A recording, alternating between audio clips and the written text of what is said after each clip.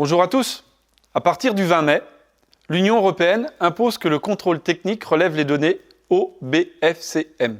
En ce qui nous concerne, cela donne lieu à une nouvelle instruction technique ITF0. L'OBFCM, c'est quoi? One Board Fuel Consumption Meter. Alors, en français, mesure de consommation embarquée. Tout ce qui touche à la consommation du véhicule. Diesel, essence, hybride, rechargeable ou non. Comment ça va se passer? Techniquement, ce n'est pas compliqué. Ces informations seront collectées automatiquement via la prise OBD du véhicule.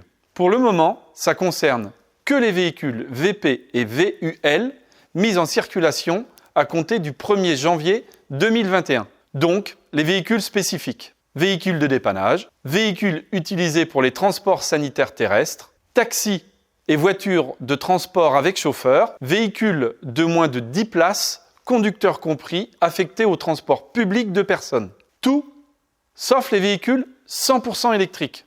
J'ai bien dit, tous, sauf les véhicules 100% électriques. Si le véhicule est concerné, nous avons l'obligation d'informer le propriétaire qu'il va y avoir un relevé des données de son véhicule. Le propriétaire peut s'opposer à la collecte des données de consommation. Si c'est le cas, il doit remplir et signer un document. Attention, très important, si ce n'est pas le propriétaire qui présente le véhicule, la personne doit fournir le document préalablement signé par le propriétaire. Je vous rassure, le logiciel WebSurControl permet d'imprimer des documents de refus vierges que vous pouvez distribuer à vos clients professionnels.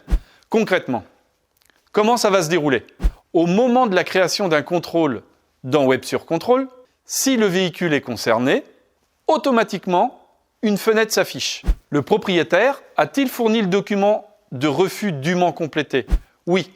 Le propriétaire du véhicule s'oppose à la collecte des données. Non, pas d'opposition. Si c'est oui, WebSurControl imprime automatiquement le document de refus pré-rempli avec le nom, prénom du propriétaire, le numéro d'immatriculation du véhicule et la date de réalisation du contrôle. Attention, tout n'est pas rempli. L'heure de réalisation du contrôle est à mentionner manuellement. Le propriétaire doit signer le document et ce document sera archivé avec le duplicata du procès-verbal du contrôle. Si c'est non, l'ensemble des informations de consommation seront relevées par l'OBD. Le résultat communiqué au propriétaire du véhicule au travers d'un document papier imprimé automatiquement et remis en main propre. Attention, aucun envoi par mail ou courrier ne pourra être réalisé.